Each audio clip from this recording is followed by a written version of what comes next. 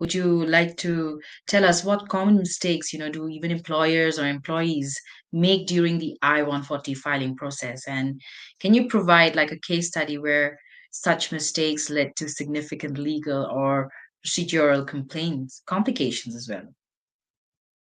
Yeah, I think one of the common mistakes is not having the experience letters in hand prior to filing. So, in addition to having the conversation around, what is the beneficiary's education credentials, work experience requirements, all of those details, I think, one of the things that we strive to do is making sure that you're able to get those experience letters at the very beginning of the process, right? Because oftentimes what'll happen is they'll wait to get the experience letters, which showcase, how they accumulated all these skills that they're being sponsored for. And, sometimes those experience letters may not match up exactly to the job, to the responsibilities, the skills that they're being sponsored for. And that's a problem because USCIS will like to see kind of like a one for one match in terms of what's being sponsored for and how they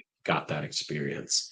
Um, I think another thing is not conducting a course by course evaluation to show like if you're telling USCIS, I don't need work experience, I just need a master's degree. Well, you're gonna have to show then, how did that master's degree prepare this individual for this job, right? Give me a course by course evaluation.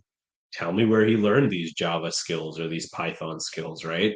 What programming labs did they take? That sort of thing. So I think, not having the experience letters prepared, not having the course by course evaluations prepared if the situation calls for it, are oftentimes the mistakes that I see.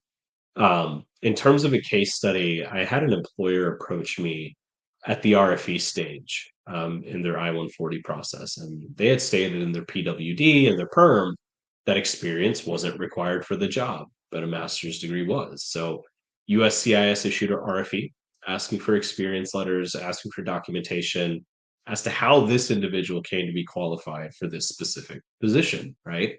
So they asked me to draft the RFE response, which involved drafting the experience letters to fit the job description, and also getting a course by course evaluation done, right? And an expert opinion letter. And thankfully, that worked out. So the combination of the experience letters, education evaluation, and the expert opinion letter, we were able to get the approval, but it could have worked against us as well.